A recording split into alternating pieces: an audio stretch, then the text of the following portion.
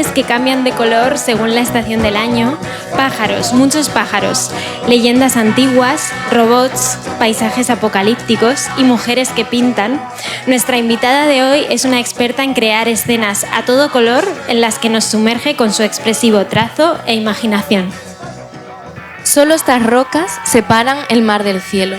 Solo esta isla me separa del fondo del mar.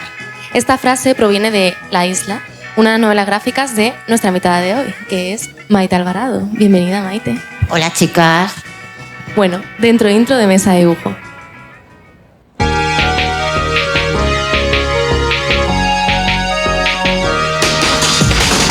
algoritmo te recomienda muchas cosas que son una mierda, pero si buscas más allá puedes encontrar una mesa de dibujo llena de rosas, con Andy de la Lama y Celia Rosa. Como ya sabéis, esta intro increíble es de Comunión, el colectivo musical de Paula JJ y Tabata Pardo. Y si habéis visto la animación en el vídeo, es de Iván McGill. Exacto.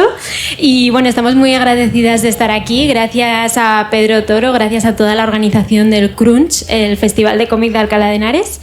Y bueno, os hemos dado unos papelitos blancos al entrar, y es porque al final de cada programa siempre hacemos Angie y yo nuestra recomendación semanal, y hoy queremos también sumar las del público, ya que hacemos este episodio en directo.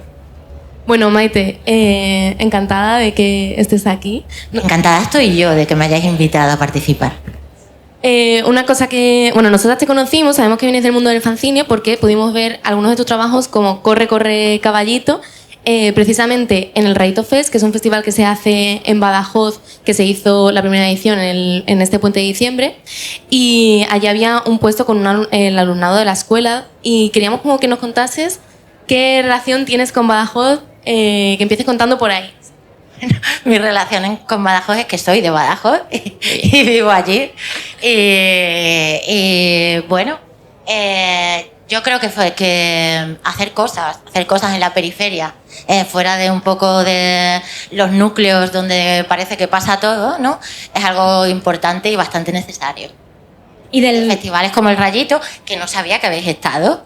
O sea, me acabo de quedar loquísima. He dicho, pues yo creo que contribuyen un poco a que la gente vea cosas, que conozca el trabajo de otra gente, y eso, son necesarios. ¿Y cuál es tu relación con el Rayito? ¿Formaste parte de la creación o no? No, que va. Yo tenía una mesa allí con la gente de la escuela y con mi pareja, con Borja González, y ya está. O sea, los conozco, claro, porque es Badajoz, no es Manhattan, no hay muchísima gente. Entonces, pues bueno, nos conocemos todos, ¿no? Pero no, yo no tengo nada que ver con la organización. Oye, pues a nosotras nos encantó, tuvimos ahí un puente chulísimo. Estuvo muy bien, o sea, para una primera edición yo creo que estuvo muy bien, hubo mucha gentecita, muchos puestos y estuvo muy bien, sí.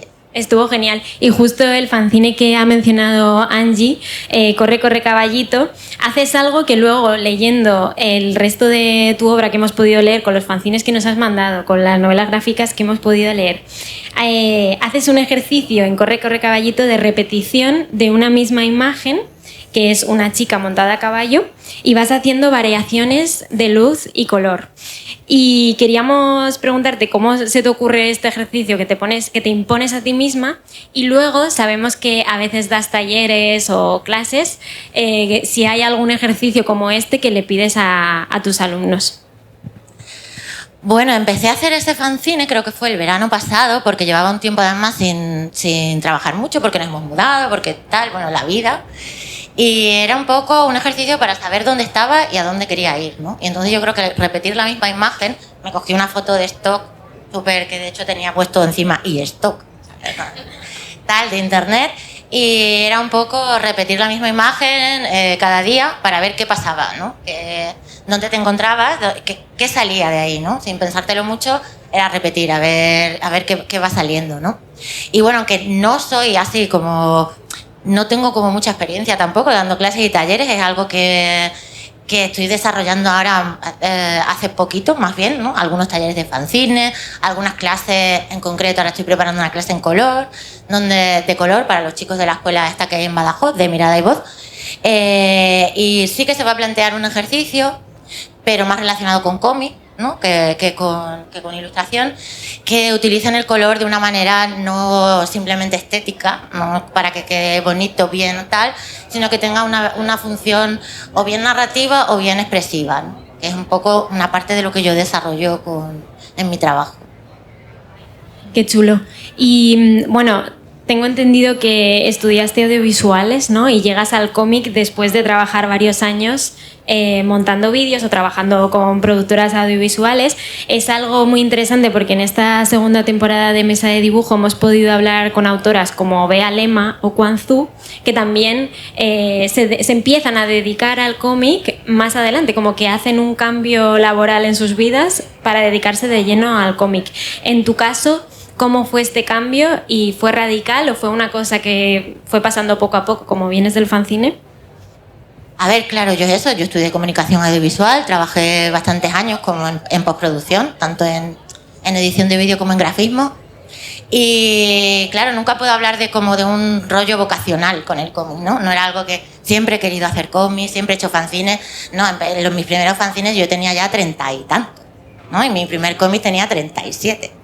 Y entonces siempre, yo creo, cuando lo explico, es algo que no sabes qué va a pasar, ¿no? Son como pequeñas decisiones que de repente te ves y estás sacando tu primer cómic, ¿no? Y dices, ¿cómo he llegado aquí si yo estaba haciendo otra cosa, ¿no?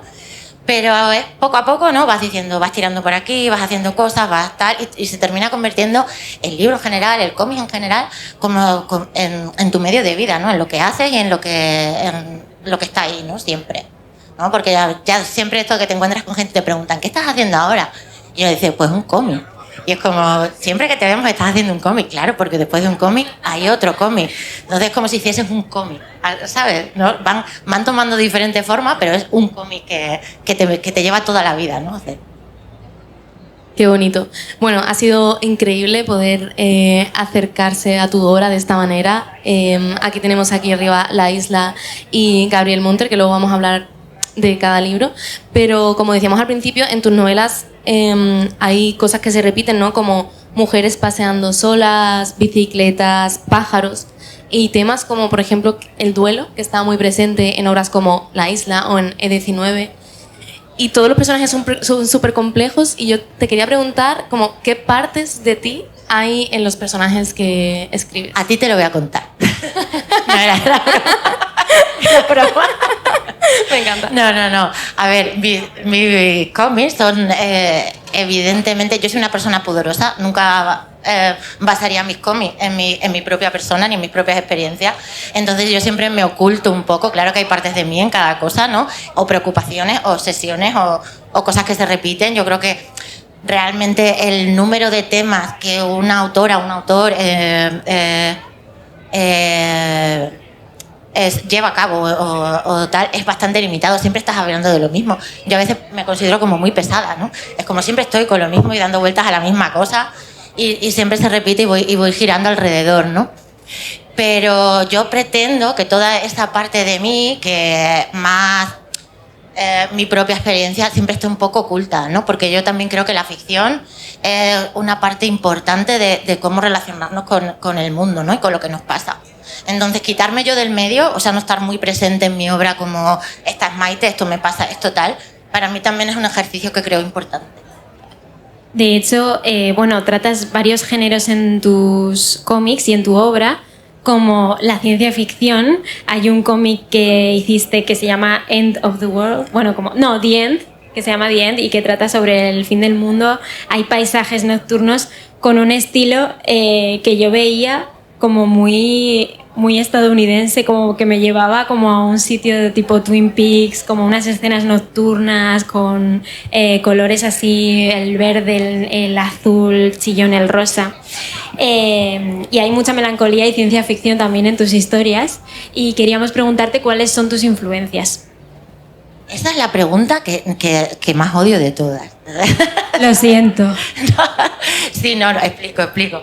Siempre es muy difícil, o por lo menos para mí me resulta muy difícil hablar de unas influencias concretas. Siempre creo que se ve mejor desde fuera las influencias que tiene alguien, porque nunca pienso, quiero hacer algo como esto, o creo que influencia todo lo que veo, para bien y para mal, porque se habla mucho de las influencias buenas, pero poco de las malas, ¿no? De decir que esas igual las tengo más presentes, eso de que ves algo y dices, esto no, tengo que tener cuidado con que esto no pase, ¿no? Interesante. Que tal, mucho más que las que... Te puedo hablar de influencias concretas, pues quizá, por ejemplo, del nuevo cómic con el que estoy trabajando, sí, porque lo tengo como más claro, ¿no? O sea, que hay un montón de influencias de Fantástico, del Fantástico setentero, de películas que quiero que tengan un cierto aura, que recuerde un poco, ¿no? De gamas de color, de tal... Pero así como en general, ¿quién me ha influido para hacer lo que hago? No lo tengo muy claro. O sea, me cuesta mucho reconocer dónde están las influencias, ¿sabes? Porque creo que todo es susceptible de ser influencia. ¿Sabes? Todo lo que ves, tanto para bien como para mal, ¿no? Qué interesante. Y justo tú que vienes del fanzine, que eres fanzinera, y con La Isla... das el salto a que te publiquen otras personas, porque ya habías hecho cómic desde la autoedición. ¿Qué papel juega el fanzine ahora mismo en tu vida? ¿Vuelves a él o ya es algo que se ha quedado atrás? Pues yo creo que es algo que he recobrado hace poco, o sea, del año pasado, ¿no? O sea, sí que durante un tiempo la dinámica de publicar cómics, de trabajar para editoriales, para ilustraciones, tal, no sé qué, cartelería, sí que de repente no tienes tiempo, ¿no? Es muy difícil cuadrar un poco todo eso, el hacer tú tus propios proyectos personales y tal, con cuadrar eso en tiempo y tal, pues no puedes estar todo el día tampoco ahí liada, ¿no? Pero sí que se echaba en falta. Creo que el fanzine, cuando sacas cómic, el cómic es un proceso largo y pesado, te exige, son 1 año y medio, 2 años de trabajo hacer cada cómic, y estás como muy metida en eso, y creo que el fanzine te da una cierta ligereza, ¿no? Es como, bueno, pues estoy haciendo esta cosita, ¿no? Pues lo mando a la imprenta, tal, y me voy a unos festivales y aprovecho para llevarlo, ¿no? Y de repente es como un poco más ligero, ¿no? Que toda esa movida del cómic, ¿no? Y también yo creo que todos los fanzines que hago mientras estoy haciendo un cómic están un poco relacionados, yo lo llamo las caras B, ¿no? Se relacionan con las cosas que estoy trabajando en el cómic, ¿no? Son como cosas que estoy probando o estoy viendo.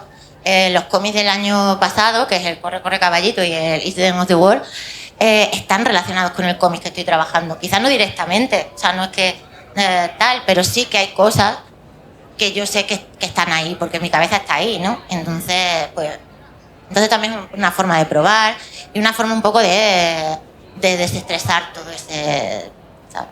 ese proceso.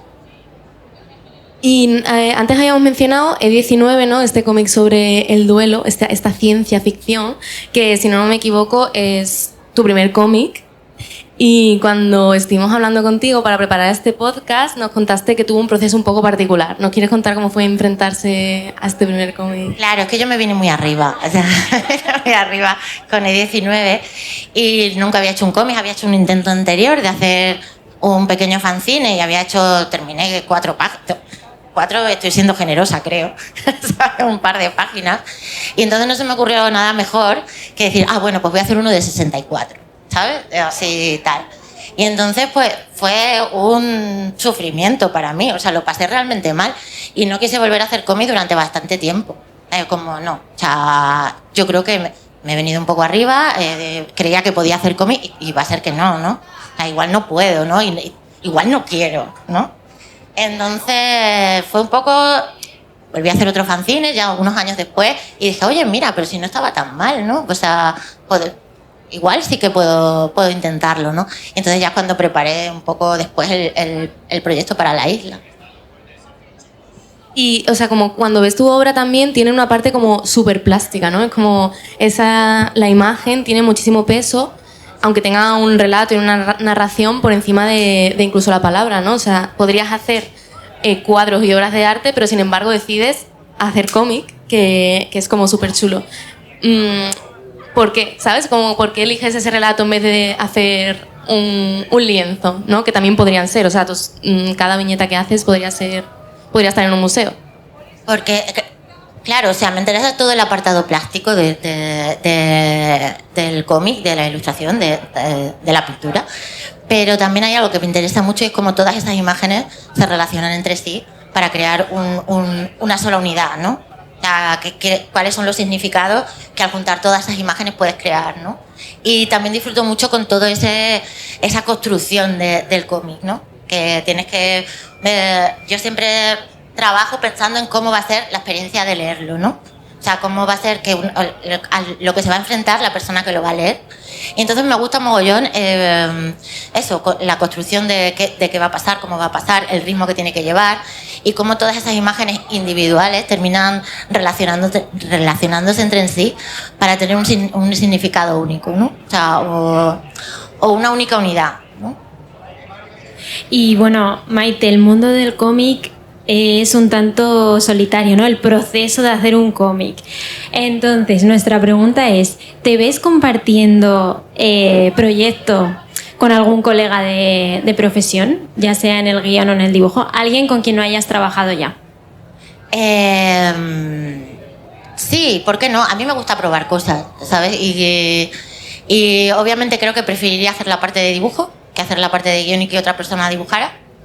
Pero bueno, ¿por qué no? Al revés también, ¿no? Y sí que me gustaría probar, sí. O sea, también salirte de tu zona de confort o de lo que haces siempre también es un poco un refrescarte, ¿no? O sea, encontrar cosas que igual no encuentras cuando estás tú sola, ¿no? Y bueno, pudimos charlar con Elisa McLaughlin y Diego Salgado porque han publicado Viñetaria, que es una historia, bueno, es la historia del cómic a partir de las mujeres, y justo hablando con ellos nos contaron que para hacer el proceso de investigación han sido pieza fundamental los agradecimientos y las dedicatorias de los cómics, porque ahí se puede ver a gente que participa de la vida de esos autores o que son otros autores que están ahí y que también han participado en esos procesos. Y en tu caso queríamos preguntarte cómo es tu colaboración profesional con Borja, que aparece en tus agradecimientos y con el que además hiciste el sello Spider-Man Snake. Spider-Man Snake. Spider-Man. Spider-Man Snake. Es complicado, yo lo entiendo, ¿eh? No pasa nada. Madre mía, perdón. Es complicado. A ver, yo empiezo a hacer fanzines cuando conozco a Borja, ¿no? Borja ya llevaba haciendo ilustración y tal un tiempo, y entonces es un proceso, yo creo que indisoluble. O sea, no me puedo imaginar estar aquí si todo eso no hubiese pasado, ¿no? No hubiese conocido a Borja, no tal, y realmente nosotros vivimos en Badajoz, tampoco me relaciono con muchísimos otros autores, ¿no? Con algunos, pero... Y entonces con la persona con la que más hablo sobre los cómics que quiero hacer, o sobre narrativa, o sobre que esto sí, esto no, tal, es con Borja, claro. Y digamos que mi forma de entender las cosas también es una construcción conjunta en ese sentido, ¿no? De la conversación con él. Entonces, pues, sin Borja González, que estaba por ahí, pues no existirían como son, por lo menos, ¿no? Y bueno, cuando ya hablando como de nuevo de tus libros, La Isla, que por cierto me parece súper curioso que sea como de tapa dura, pero no tapa dura clásica, sino que es como una especie de cartón. Bueno, es el mismo cartón, el cartoné, pero cortado, ¿no? Eso se le ocurrió a mi editor en Reservoir, a Jaume, porque queríamos hacer algo especial para la edición y tal, y nos pareció que eso cuadraba. Se le ocurrió a él y le dije, oye, pues sí, ¿no? Como todo es un poco rústico y un poco artesanal también, pues le daba su puntito. Yo creo que quedó guay. Hay gente a la que no le gusta. Pues a mí me parece súper único y que tiene muchísimo sentido con lo que es la obra de dentro. Y claro, siendo tu primer cómic largo, ¿cuáles fueron las dudas que te fueron surgiendo o cómo fuiste experienciando hacer este cómic tan largo? ¿Cuánto tiempo te llevó también? Pues con La Isla estuve dos años. Lo que pasa es que no continuados, porque, a ver, tienes que comer entre una cosa y otra. Y entonces pues lo tuve que tener parado una temporada y retomarlo después para ya terminar.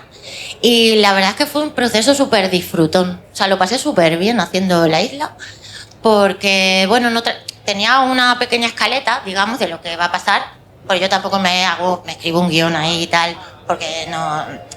Me gusta que la obra vaya cambiando cuando la vas haciendo, ¿no? O sea, que procuro trabajar en orden, empezar desde el principio y que tal, y que todo eso que voy haciendo vaya un poco afectando a lo demás, ¿no? O sea, son cosas que te vas encontrando mientras trabajas. Porque si lo tengo todo como súper cerrado desde el principio, tengo ya un guión con toda la paginación hecha, con las viñetitas que van a ir en cada... Yo personalmente me aburriría un poco. O sea, si luego tengo que 2 años en trabajar eso solo para hacerlo, las ideas que ya tengo, ¿no? Entonces prefiero dejarlo un poco, bueno, la idea es esta, vamos a partir de aquí, ¿no? Y a ver qué va pasando. Pero sorprendentemente, y al contrario que con el 19, que sufrí un montón, este fue como súper disfrutón, ya te digo, o sea, me lo pasé muy bien haciéndolo, no me resultó demasiado... no se me hizo tanta bola, o sea, el 19 se me hizo bola, pero este no, fue un proceso muy bonito además, o sea, la isla sí que, si yo os enseño la escaleta de la isla, ese pequeño que yo tenía para enseñarle al editor y tal, para que viese el proyecto, no creéis que sea el mismo cómic, ¿no? O sea, si tal, porque si tú describes lo que pasa en la isla, no es la isla. O sea, si tú te cuentas solo el argumento, no es la isla, ¿no? La isla es el proceso de hacerla, ¿no? Y de todo lo que vas encontrando con esa idea, ¿no? Claro, investigando sobre ti estas semanas, también escuchamos en un podcast que mencionabas que lo presentaste a la FNAC, ¿no? A una beca que había que en la FNAC, pero no te seleccionaron. Entonces nos parece también interesante, en general, en el recorrido de todas las autoras, y más tú que tienes como un gran recorrido y que te queda, ¿qué relación tienes con las becas, las subvenciones? A ver, yo creo que todo bien. No, vamos a ver. Yo decidí presentarlo al concurso, no solo por el rollo de, bueno, si lo ganas, sino porque a veces ponerte un deadline, una fecha concreta, tengo que tener tantas páginas en esta fecha para poder presentarlo, te quita esa pereza de, bueno, ahora me tengo que poner y luego y si no, nadie lo quiere publicar y tal, no sé qué. Y era un poco como decir, bueno, mira, tengo esta fecha, voy a preparar el proyecto, que era lo que te pedían, creo que eran 30 páginas o algo así, que son muchas páginas ya. Y digo, bueno, y ya por lo menos tengo ese proyecto y lo puedo, y si no me lo dan, que ojalá me lo den, pero si no me lo dan, pues ya tengo ese proyecto, ¿no? Y respecto a becas, ayudas, tal, yo creo que ahora mismo son súper necesarias, ¿no? Porque todo el mundo sabe lo precario que es la industria del cómic nacional, ¿no? Para los autores, sobre todo. Y creo que contar con esa ayuda es fundamental, ¿no? Yo ahora mismo, claro, tengo una de las ayudas para hacer el cómic nuevo, el que estoy trabajando ahora. Qué guay. Y... ¿La del ministerio? Sí. Oh, qué guay, enhorabuena. Gracias. Y pues claro, es la tranquilidad esa de, vale, tengo una fecha, tengo que tenerlo a tiempo, porque eso es lo que he acordado, pero, oye, mira, ¿sabes?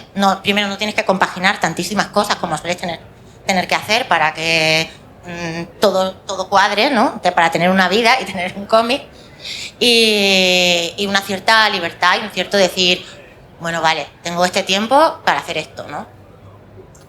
Claro, nosotras pensamos mucho, por lo menos desde Mesa de Dibujo, que las subvenciones o las becas no son un recurso más y que a veces, aunque no te las den, te ayuda, como creo que tú también contabas en aquel podcast, a por lo menos tener un dossier ya realizado, entonces de ahí partir y seguir con tu idea, ¿no? Porque, o sea, está bien tener referentes que hacen se puede hacer un camino en el cómic sin estas ayudas, ¿no? Que muchas veces genera frustración no obtenerlas. De repente, a lo mejor tú no has obtenido alguna y de repente ahora tienes la del ministerio, ¿no? A ver, tampoco te van a dar todo. Claro, Vamos a ver, somos muchos y eso también hay que tenerlo en cuenta, ¿no? Que es un camino y te la dan bien, si no te la dan, pues también, y para adelante, ¿no? Y yo siempre animo, cuando te hacen esta pregunta de lo de los premios y tal, siempre animo a la gente porque ya es eso, te quitas esa pereza y ese rollo de... para qué empezarlo y tal, sino bueno, ya tienes el dossier, tienes unas páginas, puedes enseñarlo y te pones un poco eso, el tener una pequeña meta, ¿no? O sea, tengo una fecha, tengo tal, pues venga, voy a intentarlo, ¿por qué no? Pero bueno, también agobiarse mucho con lo que te dan, no te dan, lo que le da, ¿sabes? O sea, Y si leéis la obra de Maite, o en concreto ahora que estamos hablando de la isla, tu dibujo tiene mucha textura, es muy plástico y nos surge la duda de cuánto del proceso es manual y cuánto digital. A ver, bueno, prácticamente todo tradicional. O sea, yo trabajo con acrílico y entonces lo único que hago en digital es escanearlas, claro, porque las tengo que escanear, retocarlas un poco porque los escáneres a veces no tal, y para que se vuelva a parecer al original. Y luego lo que es montar la maqueta, ¿no? Y ya está. O sea, mis páginas son lo que se ven. Y La isla, que es una obra que parte también desde la poesía, ¿no? O sea, normalmente estamos más acostumbradas a cómics que suelen tener una narración más lineal. De repente tú haces como una narración más fragmentada, ¿no? ¿Por qué decides hacer o relacionar? O sea, no sé si tú has pensado en poesía en este caso, pero yo al leerlo sí que ha sido como, wow, qué poético. ¿Cómo te relacionas con la poesía, no? Pues no, o sea, no. Vale. No. Pero bueno, yo realmente con la isla, es lo que te digo, ¿no? Planteo ahí una escaletilla, va a pasar esto va a pasar, tal, no sé qué. Y luego pensaba, ¿realmente esta historia qué tiene de especial, ¿no? ¿A quién le interesa que te cuente esto, ¿no? Y realmente lo que es el argumento es una especie de esqueleto sobre el que montas todo lo demás, ¿no? ¿Qué es lo que me interesa a mí de esta historia, primero? O sea, porque creo que lo mejor es que si vas a hacer algo te interese a ti y sea significativo para ti, para que sea significativo para otras personas. Y entonces no fue algo deliberado, no me planteé, oye, voy a hacer un cómic súper poético, ¿no? O sea, ese es mi objetivo. Sino que fue pasando, o sea, que era... la isla sale un poco de unos bocetos que tenía yo de un paisaje que sería más o menos el paisaje que se ve después, ¿no? Unas montañas así en tonos ocres, con el mar azul, en tonalidades y tal. Y era un poco qué puede pasar ahí, ¿no? O sea, a partir de ese paisaje, quién habita ese paisaje y qué pasa en ese lugar. Y entonces tampoco creo que es mi forma de hacer las cosas, ¿no? También. Pero no es algo que yo me plantee, ¿sabes? Como diciendo, creo que hace falta más cómics poéticos, voy a hacer uno, No, ¿sabes? Entonces, pues pasa y no sé. Qué chulo. Total, sí, aunque no sea provocado, es verdad que la lectura es como una lectura muy poética, la forma de contarlo, de la escritura, y luego también tienes imágenes que son como poesía visual, o sea, hay muchas viñetas que son como, madre mía, tienen muchos dobles significados y tal. Entonces, bueno, aunque no lo hayas hecho aposta, te lo queríamos decir. Me lo aprobáis el poesía, check. Te ponemos un 10 en poesía, en escritura y en dibujo. Total. Y bueno, en 2024, y de la mano de Astiberri, publicas Gabriel Munter, Las Tierras Azules, que en principio es un encargo, ¿verdad? ¿Cómo surge este proyecto?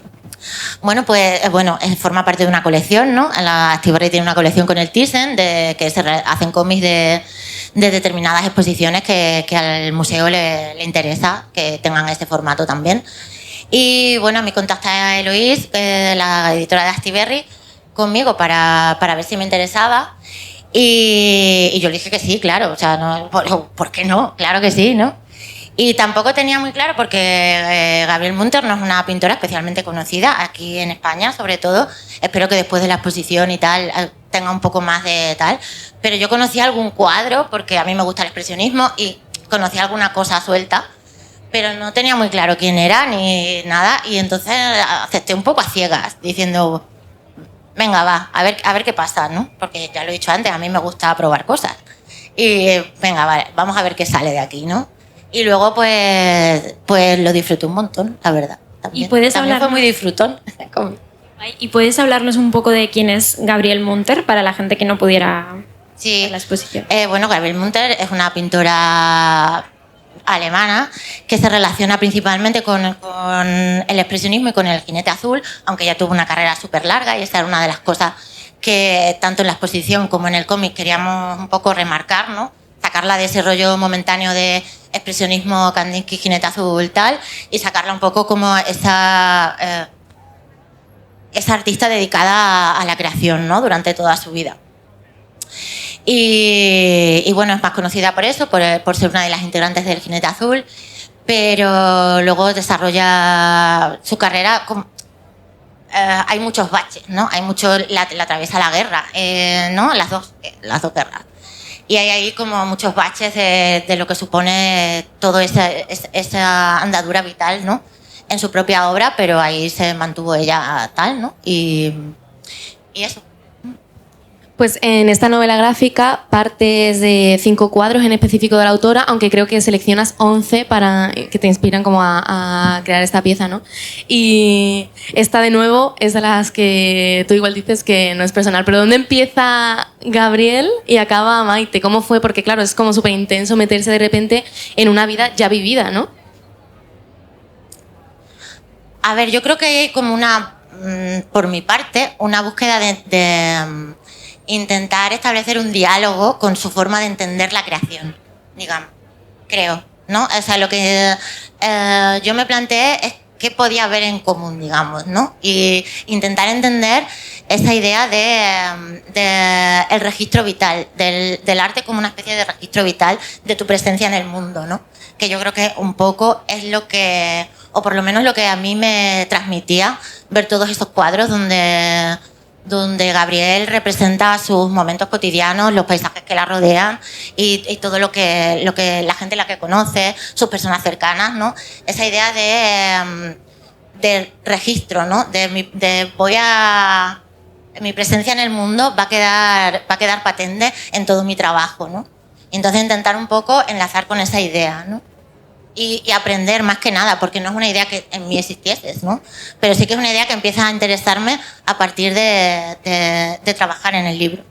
Sí, de hecho es muy bonito y haces mucho hincapié en esto, qué guay que lo hayas dicho, en los momentos de Gabriel llevando siempre un cuaderno consigo, siempre que tiene algún momento se pone a dibujar a la gente con la que va en el tren o con la que está, como hasta su vejez, como que siempre tenía un cuaderno que le acompañaba y estaba dibujando siempre, y que creo que, bueno, yo al leerlo me ha conectado pues con muchas dibujantes que conocemos, tú misma, como Angie, como Natalia Velarde, que también siempre está en las ferias con su cuaderno, como Power Paola, como que mucha gente que crea, incluida tú, ¿no? Que conectaste con ella también por ese lado de la creación. Claro, pero yo no soy así, yo nunca dibujo fuera de casa. O sea, yo no soy de llevar libreta y estar dibujando, ¿no? Yo tengo como ahora, ¿no? Tu mesa de dibujo. El momento de ponerme mi mesa de dibujo, efectivamente.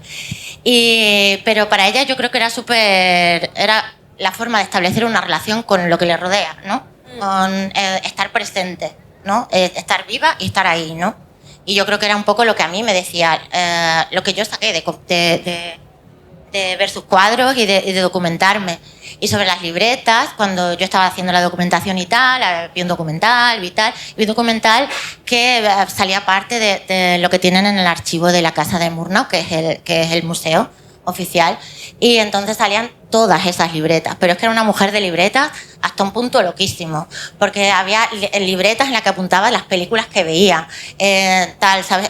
Hay un momento que salen del cine y ahí está apuntado en una libreta que vio esa película ese año, ¿sabes? O sea, que era como, había una cantidad de información de ella, no hacía crítica, era simplemente apuntar ese registro vital de este día vi esta peli, ¿no? O sea, durante 1925 vi esto, ¿sabes? O cuando iba a conciertos, pero no se ponía ella a contar, oye, pues mira qué bien me ha parecido esto o no me ha gustado tal, no, era simplemente he estado ahí, ¿sabes? O sea, esa idea de estar presente. Qué guay. El Goodreads y el Letterboxd manual, ¿no? En de la época. Y claro, en este proceso de investigación que dices que pudiste ir al archivo, ver un documental, ¿cómo decides qué va dentro del cómic y qué dejar fuera? ¿O iba al hilo de la exposición? Yo creo que lo complicado para este libro fue encontrar el punto de partida. O sea, yo tenía claro que si me han encargado a mí este cómic, no es porque quiera un cómic biográfico al uso, porque hay muchísimas autoras y autores que lo podrían hacer mejor que yo eso, sino que querían pues un cómic mío, ¿no? Entonces había que encontrar, y yo estaba dándole vueltas a la idea de partir de la obra, ¿no? De esa idea de cómo hacerlo, ¿no? Y entonces fue cuando ya me surgió el tema de las estaciones, porque el primer cuadro, ¿no? El desayuno de los pájaros, yo tenía clarísimo que quería sacar ese cuadro. Ese cuadro tenía que estar porque es un autorretrato con ella de espaldas. Y me parece algo como muy significativo, ¿no? Entonces digo, vale, y se ve la ventanita, y en la ventanita se ve un árbol, y hay nieve, y hay tal. Y ella representa muchas veces los mismos lugares que la rodeaban en diferentes años, pero igual con 30 años de diferencia, en diferentes estaciones. Entonces todo parecía repetirse y la idea del paso de tiempo reflejado en las estaciones estaba también presente en la obra, ¿no? Y entonces dije yo, ahí está, claro, venga, vamos a plantear las estaciones con los cuadros y el paso del tiempo, ¿no? Pues a mí me encanta que a lo largo de la historia ves la vida compleja de, al final, pues una mujer, ¿no? Que al principio pues te cuenta que tiene un romance con su profesor, que ya está casado, luego ella sigue su vida tranquilamente, parece que ya no están, luego pues sale a conversar con sus amigas y al final del libro sí que hay como una breve biografía de esta autora y te cuenta que tuvo un problema porque este profesor precisamente fue Kandinsky, ¿no? Y siempre se relacionó por ser la novia de, ¿no? Y este libro como que rompe con esa narrativa misógina y nos trata un personaje súper complejo. Es increíble de tener como esta nueva narrativa, ¿no? de Gabriel. Era una de las cosas que nos planteamos desde el principio y es una de las cosas con las que tuve dudas si incluir la figura de Kandinsky o no en el libro. Pero, a ver, no puedo decir, no, es que Kandinsky no estuvo. No, claro, Kandinsky estuvo, Kandinsky vivió con ella en un momento muy determinado en el que se produce, llegan a Murnau, que el libro está un poco centrado en Gabriel, en Murnau, aunque luego va a París y tenemos pero porque para volver después, ¿no? Pero es un momento muy concreto en la vida de los dos, en el que llegan a ese pueblo y ese pueblo va a producir un salto en su producción artística, en la de los dos. O sea, siempre hay algo muy curioso que es cuando hay una pareja de artistas que siempre parece que la influencia es unidireccional. O sea, del hombre a la mujer, ¿no? En vez de entender que son vínculos, ¿no? Que es bidireccional. O sea, claro que te influye si tienes una pareja que hace lo mismo que tú, porque es lo que os comentaba yo antes, ¿no? Es una conversación que tienes con alguien que hace lo mismo que tú. Claro que influye lo que piensa y claro que influye lo que tú piensas, ¿no? En la otra persona. Pero tendemos a olvidarnos de que esa influencia es bidireccional y se influenciaron mutuamente para producirse ese paso de una pintura más postimpresionista, más realista tal, a esa simplificación de las formas que se produce en su arte en Murnau, ¿no? Guay. Y Maite, si a ti te tuvieran que hacer una biografía, ¿quién te gustaría que la dibujara? Una biografía. Un cómic. Yo qué sé. Espera, voy a pensar. Maite Alvarado. Cómic. Hombre, una vida en color. Decir que me la podría hacer Borja, que me conoce mejor, ¿sabes? Sería un poco una obviedad, ¿no? Pero yo qué sé, no sé. ¿Quién me dibujaría una vida? No lo sé. Venga, Borja. Borja, ahora tienes un trabajo que hacer, ¿vale? Así que empieza a recopilar cosas. Puedes empezar a hacer apuntes biográficos ya, ¿sabes? Tú tienes diarios y cosas así apuntadas. No, es que yo soy todo lo contrario. Intento coger la costumbre, pero no. No, lo intenté a partir del libro, ¿sabes? Porque me gustaba mucho toda esa idea. Pero no está en mi naturaleza. Bueno, y antes de ir terminando, si antes has dicho que ya tienes como algo entre manos, si puedes ir contándonos en qué proyectos estás inmersa. Y mientras tanto voy a ir recogiendo las recomendaciones del público, ¿vale?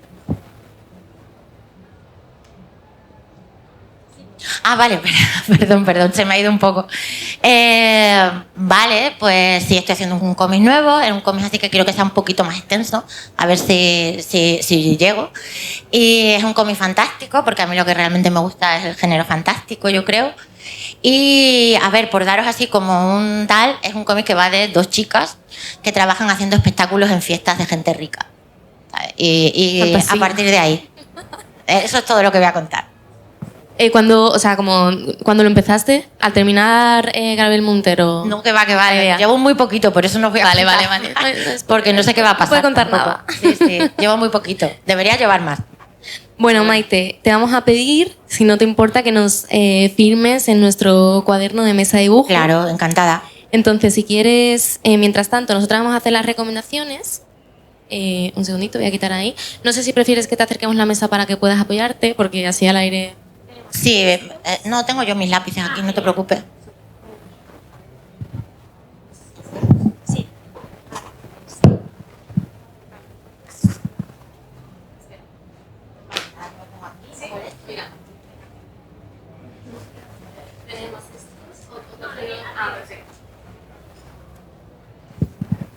Vale, pues vamos con nuestras recomendaciones. ¿Recomendaciones del público primero? Venga, vamos a leer Léelas. qué libros recomienda este increíble público del Festival de Cómic, Ilustración y Rock and Roll Crunch a los oyentes de Mesa de Dibujo. ¿Vale? Samuel, de Emil Tronche, que viene de la animación Samuel, increíble. Yo me lo estoy leyendo en catalán. Sí, una serie que está en YouTube, en rtv.es. Es increíble, tenéis que verla. Y es verdad, han editado ahora el cómic. Uf, qué ganas de leerlo. Vale, siguiente recomendación. La profecía del armadillo. Wow, no sé, yo no sé cuál es, pero vamos, o sea, en cuanto termine este programa lo voy a buscar en Google. Lo vamos a buscar. Y a ver si está por aquí, por el festival, sí, así lo compramos. Si lo estáis viendo en YouTube, pondremos la portada en el vídeo de YouTube. Siguiente. Bueno. Vale, aquí recomiendan Yo Promiscua, que es literalmente mi cómic. Bueno. Vale, bueno, yo también lo recomiendo, que también lo he leído y es buenísimo. Vale, y el siguiente cómic es Nimue, genial, de Aldara Prado, que también pondremos la portada en el vídeo para que podáis verlo. Muchísimas gracias, Campas. Otro cómic desconocido que sí. Es interesante. Deberíamos empezar a pedir a los oyentes sí. de Mesa de Dibujo que nos recomienden cosas. Totalmente. Y no tanto nuestras recomendaciones, que de hecho sí que traemos, ¿no? Sí. Perfecto. Bueno, pues yo os he traído un libro que también pone el peso en el dibujo y en lo gráfico. Se llama El kiosco, de Annette Melece. Está editado por Libros del Zorro Rojo y es una historia, bueno, la portada veréis que... Mira, quizás tú lo puedes enseñar mientras sujeto el... Vale, la portada tiene un hueco cuadrado como si fuera una ventanita al kiosco donde vive nuestra protagonista. Nuestra protagonista trabaja y vive en el mismo kiosco. Y os voy a leer el comienzo del cómic. Dice: hace muchísimo tiempo que Olga trabaja en el kiosco. Quizá demasiado. Así empieza la historia. Olga trabaja en este kiosco, está un poco cansada de todos los días abrir el kiosco, que le pasa, vas viendo los personajes que pasan por allí y ella realmente lo que le gustaría es irse a la playa. Y bueno, pasan una serie de cosas por las que Olga empieza un viaje y me parece un libro chulísimo que se hizo después del corto de animación. Este es un corto de animación que estuvo nominado a los Oscar y luego lo convirtieron en este cuento, que de verdad que es maravilloso. Qué curioso, normalmente es al revés, ¿no? Primero una novela gráfica y luego una animación, que por cierto, esto me hace pensar una cosa que no me había planteado, que es que los cómics de Maite Alvarado deberían ser animaciones, porque es que, o sea, me imagino esa isla en movimiento con esos colores. Sí, el mar. Sí. Total. Y ya terminamos, ¿vale? Que quedan como 5 minutitos con mi recomendación, que es ¿qué me pasaría si me mordiese una serpiente? Un cómic de Eva R.P. publicado hace 1 mes, 2 meses por La Granja Editorial, una editorial increíble que se curran muchísimo las ediciones. ¿Por qué te ríes tú, Celia? Porque te quería sujetar el cómic y todo el rato lo quitas, en plan, es mío. Es que no me di cuenta, perdón, toma, sujétalo y lo puedes abrir y no sé qué. Y este va de una tenista con una voz interior en forma de serpiente, ¿no? Y esta serpiente representa como la presión que tiene de las expectativas ajenas, ¿no? Y claro, al ser tenista, pues el cómic es como un partido contra sus demonios. Y es una edición preciosa, con una línea súper bien definida, las letras preciosas también. Y nada, esa es mi recomendación de este programa. Y ahora vamos a dejar que Maite termine y nos enseñe el dibujo y nos despedimos. Pero bueno, cuando termine Maite... Maite, sin presión. Están desmontando la carpa, pero sin presión, Maite. No te preocupes. Todo el mundo se está yendo, está vacía la sala. Si me tienen que esperar, que me esperen.